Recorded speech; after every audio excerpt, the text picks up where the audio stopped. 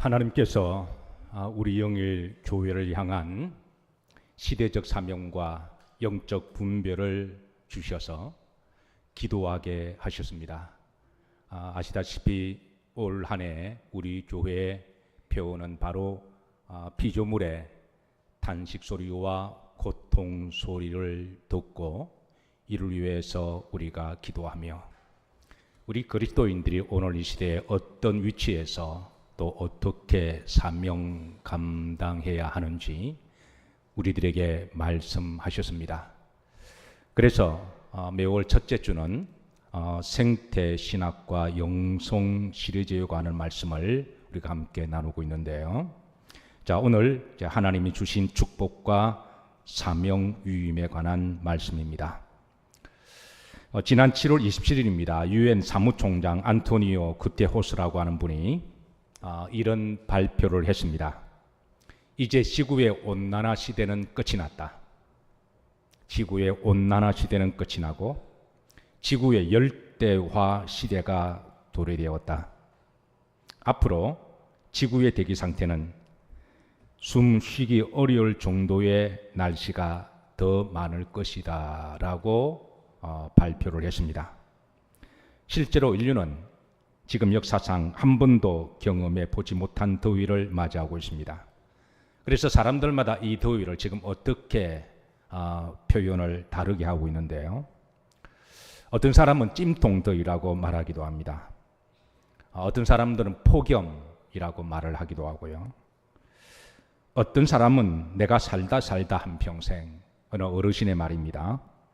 이렇게 더운 때가 없었다라고 토로하기도 합니다. 어떤 사람들은 살인더위라고 말을 합니다. 그래서 더워서 죽는 사람들이 점점 늘어나고 있습니다. 물론 이전에도 여름이 되면 우리가 폭염을 경험하기도 했지만 그렇다고 해서 덥다고 사람이 죽은 적은 없습니다.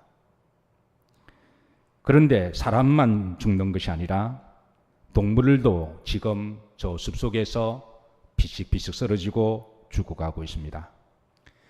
하늘을 날아다니는 새들도 더워서 떨어져 죽어가고 있고 곤충들도 식물들도 죽어가고 있습니다.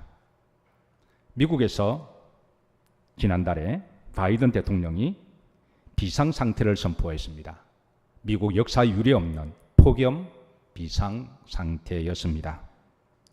아리조나 사막지대에서는 이 더위 때문에 선인장까지 말라서 죽는 사례가 속출을 하고 있습니다. 보통 선인장은 더위에 강합니다.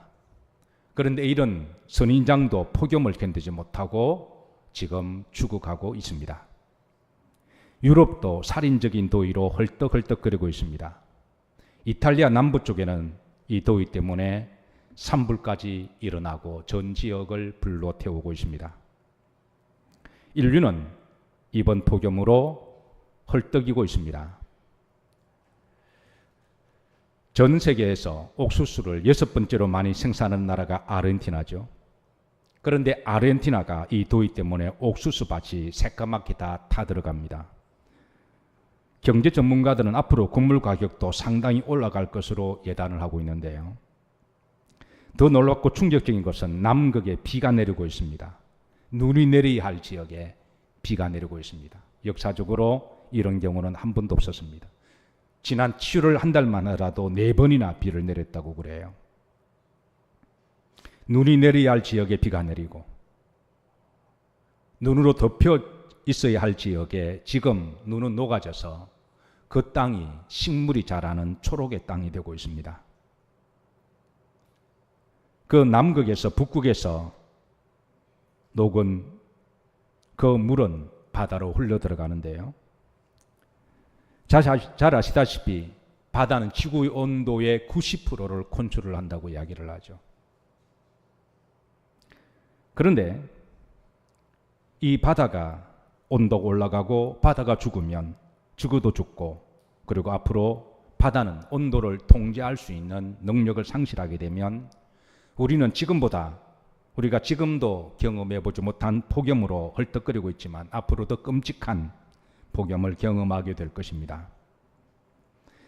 이러다가 정말 성경이 우리들에게 말씀하신 대로 생태학적 종말로 귀결될지도 모를 일입니다. 자, 그럼에도 불구하고 인류는 지금 이 위기 앞에서 현실적으로 대응을 하지 못하고 있습니다. 물론 일부에서는 이 일을 심각하게 받아들이고 염려하고 대처하는 노력을 하고 걱정하고, 그리고 그리스도인들 중에 이를 위해서 기도하고 나름대로 최선을 다해서 노력하고 있지만, 그러나 대다수의 사람들은 아직도 그 심각성을 인식하지 못하고 있습니다.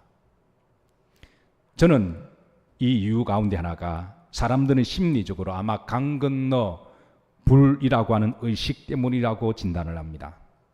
사실 우리가 살아가는 하루하루는 하루하루 먹고 사는 일만 해도 벅차고 힘드는 삶을 살아갑니다. 내 코가 석자인데 다른 문제까지 신경 쓸 여력이 없기도 합니다. 5월 5일에 카나다에서 불이 났습니다. 그 카나다에서 발화가 된 불은 그 불이 점점 점입가병이 되어서 카나다 전역으로 이제 번져가고 있습니다. 카나다의 불이 처음 시작되었을 때 그때만 하더라도 많은 전 인류의 사람들이 관심을 가지고 걱정을 했어요. 그런데 지금은 사람들에게는 잊혀진 산불이 되고 있습니다. 그렇다고 그 불이 꺼졌냐 하면 전혀 그렇지 않습니다. 여전히 그 불은 꺼지지 않고 있습니다.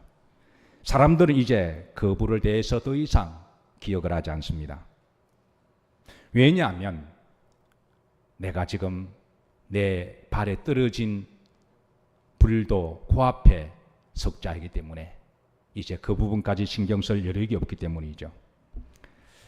카나다와 국경이 인접한 나라가 미국입니다. 미국도 그랬습니다. 처음에 카나다 불이 있었을 때에 다 같이 걱정하고 염려했습니다.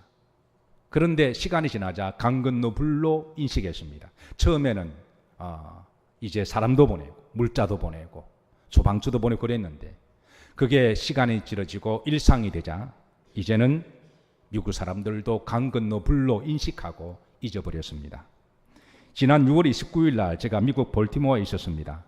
아침에 밖에 나가보니 온 하늘이 매캐한 냄새 때문에 숨을 쉴 수가 없었습니다. 그리고 일기예보를 보니 헤드라인 뉴스에 난리가 났습니다. 미국으로부터 떨어져 있는 1500마일입니다.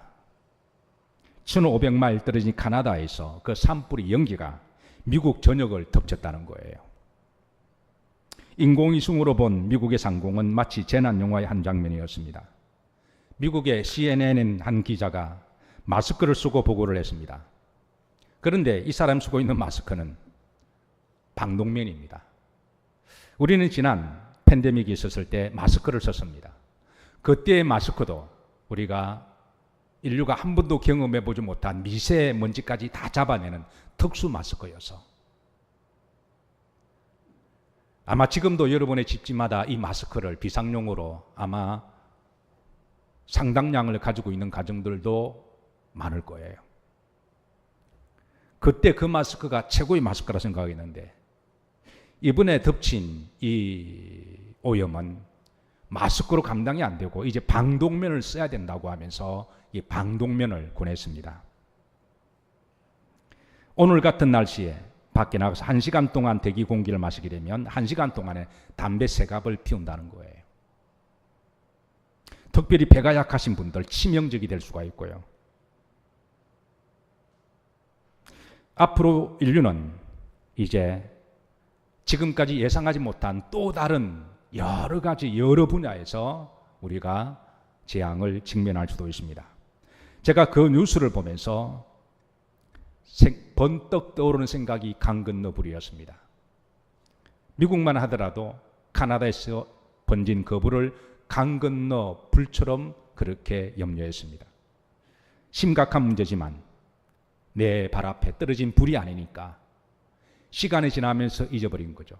이 생태 위기가 저는 그렇다고 생각합니다. 분명 과학자들이나 또 염려하는 환경주의자들이나 또 여러 가지 데이터를 가지고 생태 위기와 온난화에 대해서 수없이 말을 해서 우리는 그 부분에 대해서 이제는 다 인식을 하고 있습니다.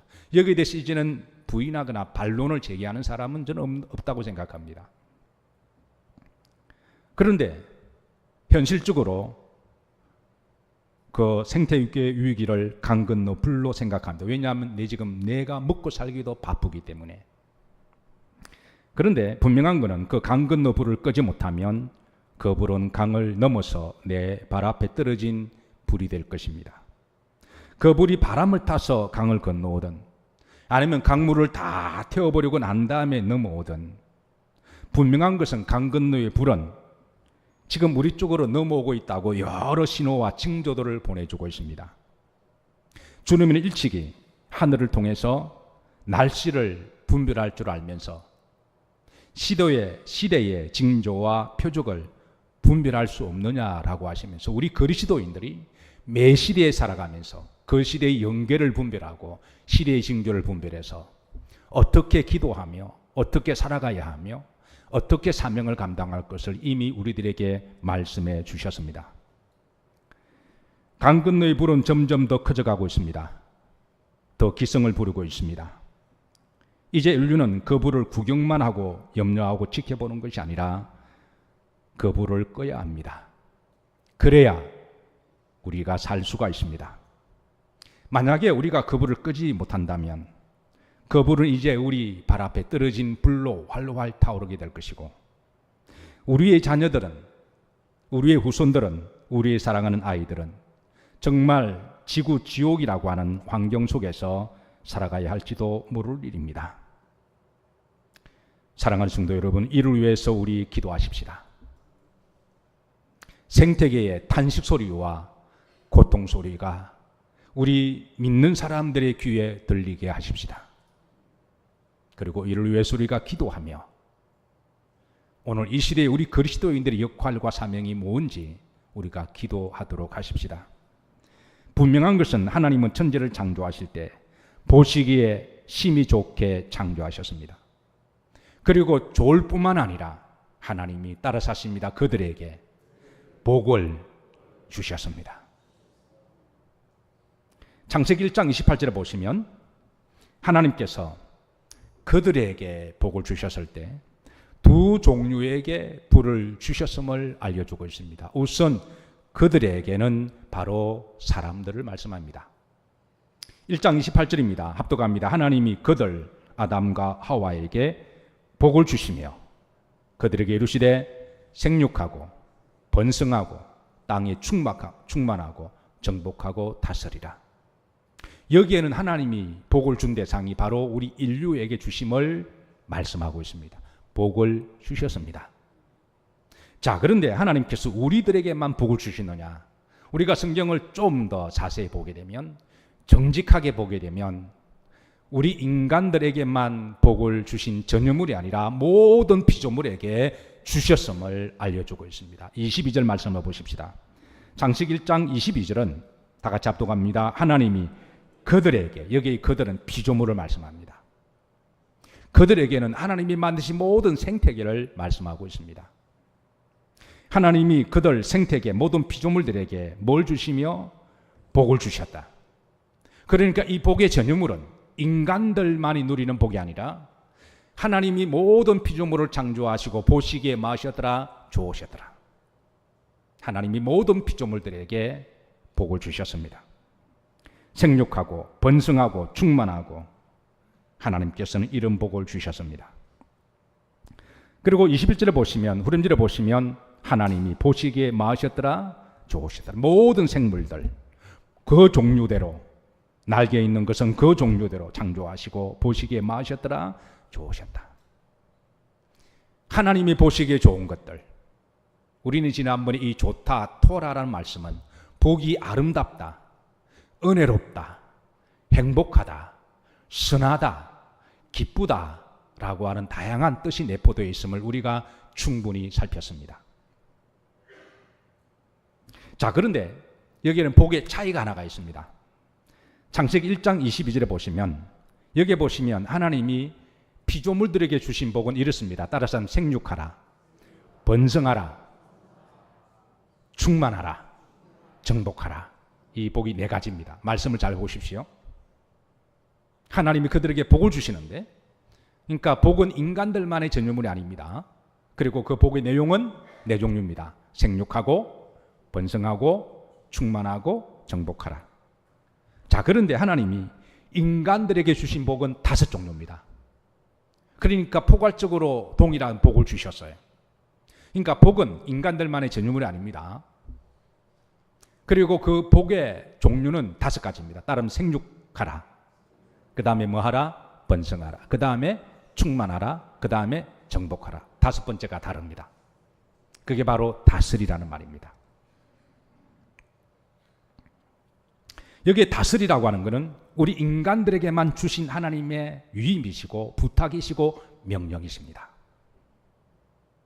이 다스리라는 말씀은 하나님이 이렇게 보시기 아름답게 만드시고 하나님이 축복하신 모든 피조물들을 우리들을 청지기로 세우시고 우리들에게 하나님의 마음을 가지고 하나님의 사랑을 가지고 그들이 그 창조의 목적대로 그대로 잘 유지가 되고 복받은 피조물이 되도록 우리에게 관리하라고 위임하신 줄로 믿으시기를 주의 이름으로 축복합니다. 자, 그런데 그동안 서구 신학에 잘못된 신학 해석과 오해가 있습니다. 우리가 이 생태계 위기를 직면하면서 근원적으로 이 생태계를 이토록 파괴하고 숨을 헐떡헐떡거리게 만들고 바이러스가 창궐하고 지구가 온난화를 넘어 열대화가 되고 앞으로 예측할 수 없는 엄청난 이렇게 재앙적인 이 모든 원인은 우리가 정직하게 분석하면 인간의 죄와 탐욕 때문임을 우리가 부인할 수가 없습니다. 우리는 그동안 하나님이 만드신 피조물과 생물들을 너무 훼손하고 파헤치고 그렇게 죽였습니다. 그런데 우리가 이렇게 한 그 심리적 배경 뒤에는 정신적으로 의식적으로 이렇게 한 그 배경 뒤에는 서구신학의 성경의 잘못된 해석도 한몫했다는 것을 우리가 정직하게 인정을 해야 됩니다. 그리고 우리가 이런 부분을 정직하게 하나님 앞에 인정하고 회개할 때 우리는 비로소 거기에 우리는 새롭게 시작할 수가 있고 하나님의 은총을 우리는 새롭게 구할 수가 있습니다. 그동안 서구신학에서 하나님 주신 이 말씀을 인간의 욕심과 탐욕과 원죄로 말미암아 어떻게 이 부분을 해석했는지 3가지의 잘못된 해석이 있습니다. 첫 번째로 하나님이 주신 그 축복을 인간들에게만 해당되는 전유물로 여겼다는 거예요. 이게 첫 번째 잘못된 인식입니다. 오늘 창세기 1장 28절과 22절 우리가 분명히 봤지만 하나님은 하나님이 만드신 모든 피조물에게 복을 주셨습니다. 아멘이신가요? 사람들이 심리는 묘한 부분이 있습니다. 내가 보고 싶은 것만 보고 듣고 싶은 것만 듣고자 하는 심리가 있죠. 성경을 읽을 때도 그대로 나이브하게 드러나는데요. 하나님이 복을 주셨다고 하는 이 부분을 독자들이 읽을 때에 사람들에게만 주신 거로 그렇게 해석했다라는 거예요. 다른 피조물들에 대해서는 별로 관심도 없이 그냥 오로지 복이라는 것은 우리들만 복받았다고 이런 해석을 하게 된 부분에 대해서 오류가 시작이 됩니다. 하나님은 우리도 사랑하시지만 하나님이 만드신 모든 피조물도 하나님이 사랑하시는 하나님이십니다. 아멘이신가요? 우리도 복을 받아야 되지만 하나님이 창조하신 모든 피조물도 복을 받아야 됩니다. 그게 하나님의 뜻입니다. 자, 두 번째 잘못된 해석은 정복하라고 하는 단어인데요. 창세기 1장 28절에 보시면 중반절입니다. 자, 정복하라. 이 정복하라는 말은 영어로 subdue라고 번역했습니다. 이 subdue라는 말은 캠브리지 딕셔너리의 정의에 보면 이렇습니다. 여기에 그 사전 정의가 이렇게 정의가 되어 있습니다. 한번 보시죠. 사전적 정의는 어떤 힘을 가지고 누르거나 발전을 위해서 통제하는 것. 그러니까 정복하라는 이 단어를 식민지 사관 제국주의로 해석한 거예요. 힘이 있으면 내가 힘을 가지고 무기를 가지고 도구를 가지고 권력을 가지고 약한 대상을 그거를 이제 마음껏 누리거나 마음껏 파헤쳐된다고 하는 진화론적 약육강식의 논리를 가지고 이 자연 피조물을 그렇게 취급했습니다. 그러나 이렇게 해석하게 되면 이게 심각한 오류가 되는 게요. 창세기 1장 22절에 하나님이 모든 피조물들에게도 복을 주셨을 때 이게 세 번째 복과 동일합니다. 그러니까 이 정복하라고 하는 단어는 인간들에게만 주신 복이 아닙니다. 하나님이 모든 피조물에게도 복을 주실 때 생육하고 번성하고 정복하라고 하는 동일한 말씀을 주셨습니다. 만약에 이 정복하라는 말을 서구식으로 섭디로 해석해서 힘과 권력이 있는 사람이 약한 사람을 마음껏 정복하라면 이게 동물들에게도 적용이 됩니다. 만약 동물들이 인간들을 향하여 인간들을 어떤 자신들의 권력과 힘을 가지고 인간들을 정복의 대상으로 삼는다면 하나님이 창조하신 원래 에덴 동산은 보기 좋은 공존에 서로 축복하는 관계가 아니라 서로 전쟁터가 될 것입니다. 만약 식물이 사람을 보고 정복의 대상으로 삼는다면 식물들은 산소를 내어주는 게 아니라 사람을 볼 때 사람을 죽이려고 하는 이산화탄소를 독소를 내뿜게 될 것입니다.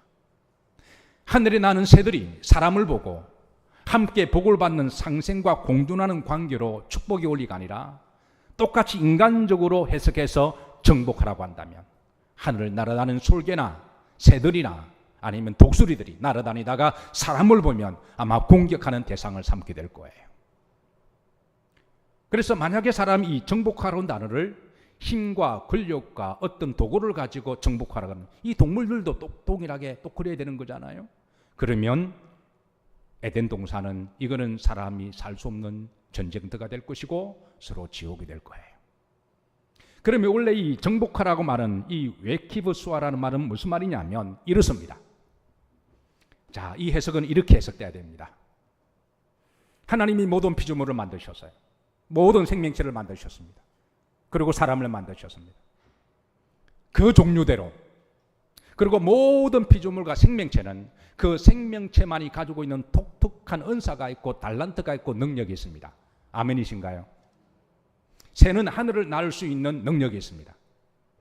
군뱅이는 어떤 재주가 있나요? 구르는 능력이 있습니다. 메뚜기는 뭐가 있을까요? 아마 높이 뛰는 재주가 있을 거예요. 나무들은 어떤 능력이 있나요? 산소를 뿜어내는. 이거는 그 나무만 할 수 있는 능력입니다. 꽃들은 아름다운 꽃을 피울 수 있는, 사람이 아무리 이쁘다고 해도 여러분 이 꽃 한 송이보다 이쁠까요? 여러분 열매를 맺는 나무들은 그 열매를 맺는 능력이 있습니다. 우리 사람들에게도 하나님 능력을 주셨어요. 하나님의 자녀라고 하는 능력을 주셨고 영적 존재라고 하는 능력을 주셨고요. 그리고 사람들마다 다 은사가 다르죠.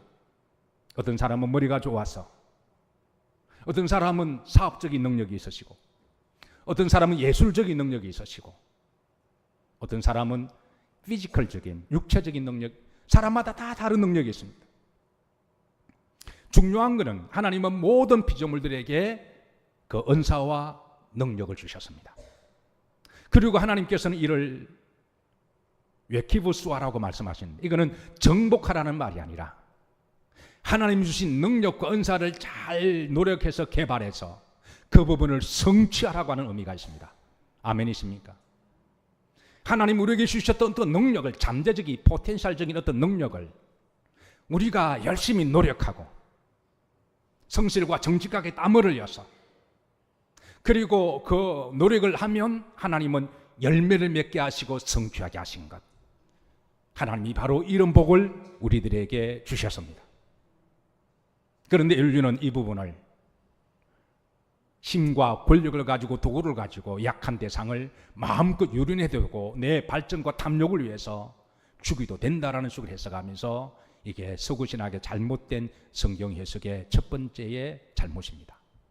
우리가 이 부분을 다시 하나님의 말씀으로 우리가 재해석을 해서 이제는 우리가 이 정복하라는 말씀을 각자의 피조물에게 주셨던 능력을 우리가 노력을 해서 잘 개발해서 열매를 맺도록, 그래서 꽃은 계속 꽃이 열매를 맺을 수 있도록, 나무는 계속해서 산소를 뿜어낼 수 있도록, 새들은 계속해서 하늘을 날아다니고, 머리가 좋은 사람들은 또 그 분야 노력해서 또 지성과 이성을 주신 분도 하나님이시니까 과학자들은 과학자들이 열매를 맺을 수 있도록, 또 장인들은 또 물건을 계속해서 만들어내고, 음악을 하시는 분들은 계속해서 아름다운 선율을 만들어내고, 그림을 그리는 분들은, 또 목사는 하나님의 말씀을 우리 각자 주시는 은사에 따라서 노력을 하고 기도해서 그 분야에 열매를 맺는 것, 이것이 바로 여러분 하나님이 주신 잠재적인 복인 줄로 믿으시기를 주의 이름으로 축복합니다.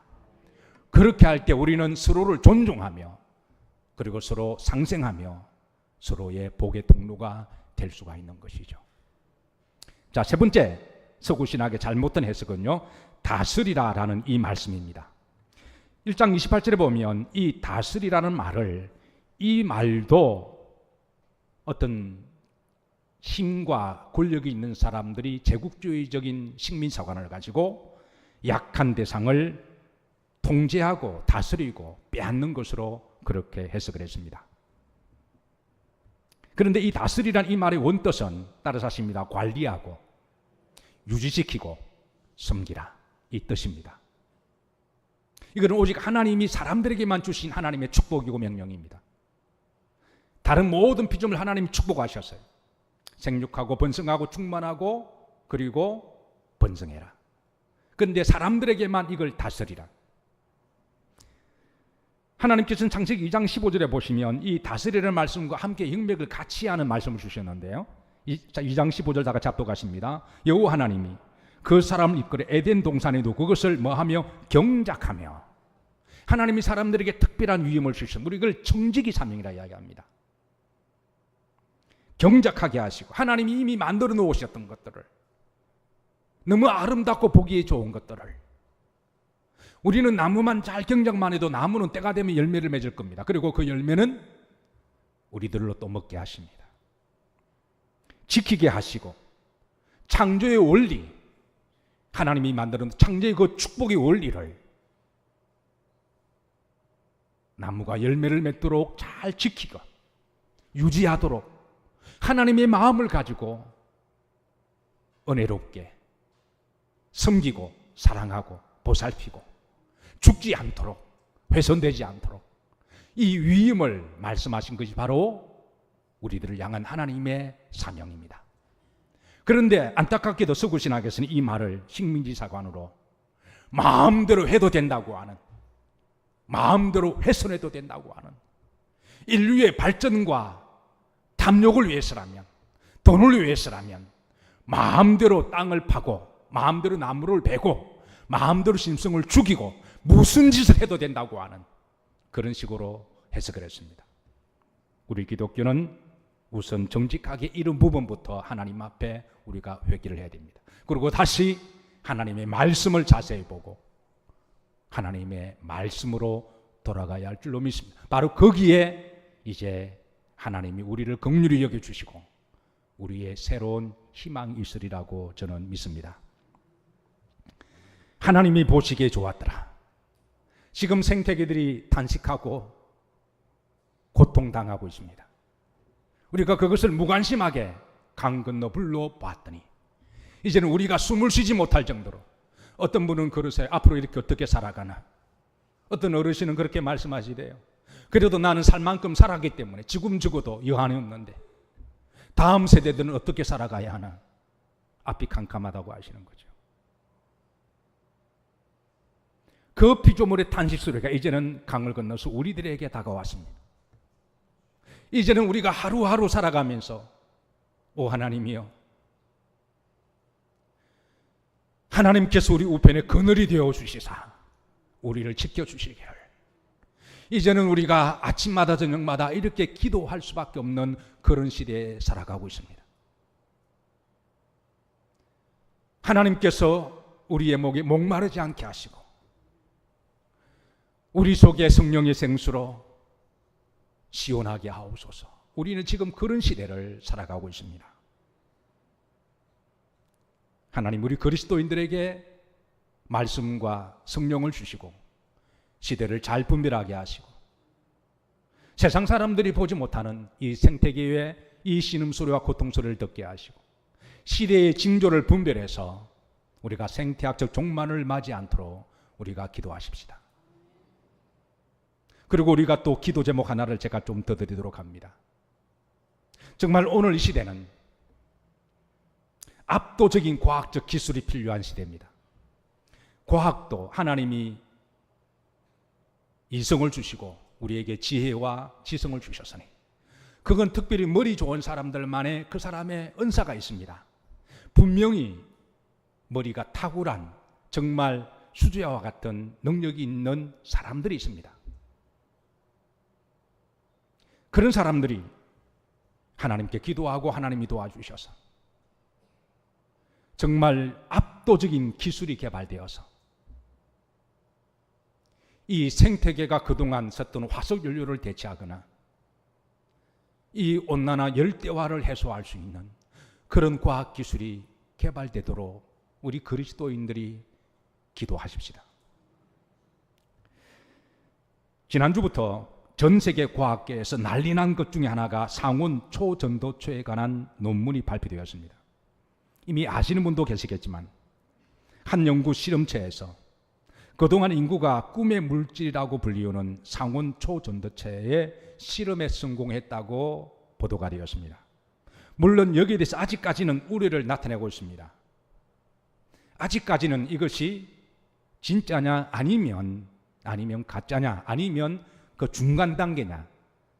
그래서 어떤 학자들은 절반만의 성공이라고 보는 학자들도 있고요. 어떤 학자들은 아직 이르다라는 분도 계시고 어떤 분들은 충분히 가능하다라고 아직까지는 결정이 난 것은 아는데 전 세계 과학지에서 만약에 이 부분이 사실이고 아니 반쪽짜리 성공이라고 할지라도 우리가 희망을 봤으니 온 인류가 달라붙어서 이 부분이 만약에 상용화에 성공된다면 인류는 다시 한번 새로운 패러다임의 시대를 열어가고 인류가 지금 가지고 있는 온난화 열대 문제도 해결될 수 있다라고 하는 그런 희망을 가지고 있습니다.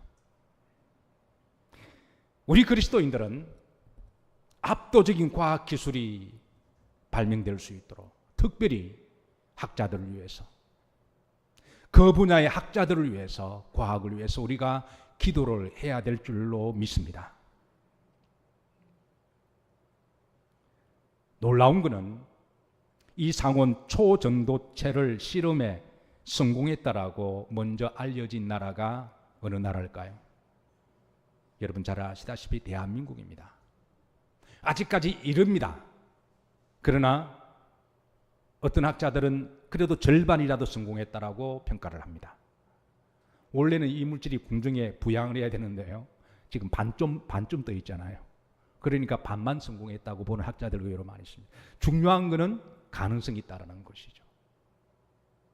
만약에 우리나라가 이 부분에 선두주자가 되고 이미 이 부분에 앞서 나아갔던 그런 학자들이 연구가들이 이 부분을 성공한다면 우리나라는 그동안 몇 가지로 먹고 살았습니다. 반도체, 또 뭐가 있나요?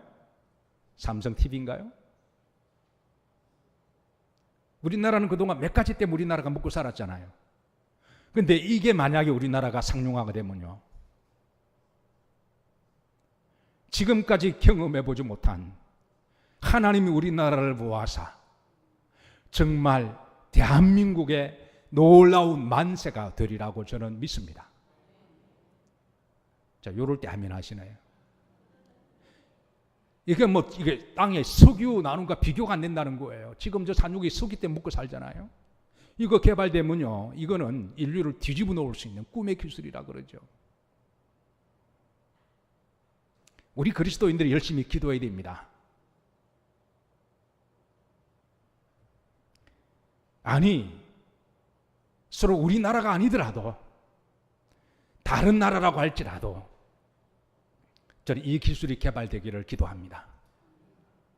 어느 나라든 압도적인 기술이 지금 개발되지 않으면 우리는 더 이상 희망이 없을지도 모릅니다. 저는 이 기술이 우리나라에서 개발되기를, 상용화되기를 간절히 기도하지만 왜? 우리나라니까. 우리나라가 아니더라도 여러분, 저는 저 중국이 개발해도 저는 좋다고 생각합니다. 왜 아멘 안 하시나요? 저 일본이 이거를 개발해도 저는 좋다고 생각합니다. 지금 어느 나라 문제가 아닙니다. 미국이 먼저 개발하더라도. 그런데 가급적이면 우리가 기도를 좀 진하게 해서 우리나라에서 이게 상용화되면 여러분 우리나라가 팔자 펴는 나라가 되는 거예요. 말씀을 마치면서 오늘 4가지 기도 제목을 함께 공유하고자 합니다. 생태학적 종말론으로 치닫는 오늘 이 시대에 그리스도인들의 기도 제목들인데요. 첫 번째, 하나님이 창조하신 피조물 생태계가 다시 보시기에 좋도록 회복되기를 기도하십시다. 두 번째는요, 인간의 각종 죄악과 탐욕으로 인한 것임에 대하여 인정하고 우리가 회개 기도하십시다. 여기는 우리 그리스도인들의 책임도 있음을 우리가 정직하게 고백해야 됩니다. 우리는 그동안 성경을 어떤 부분은 너무나 잘못 해석했어요. 세 번째입니다. 폭염의 날씨 중에도 하나님이 우리의 오른쪽에 그늘이 되어 주셔서 하나님이 지켜주시기를 기도하십시다. 저는 이를 위해 아침마다 늘 기도합니다. 하나님이 여러분들과 늘 함께 하셔서 폭염 가운데도 한 사람도 픽픽 쓰러지지 않고 불행한 일이 없기를 기도하고 축복합니다. 네 번째 마지막입니다. 압도적인 과학기술이 개발되도록 기도하십시다.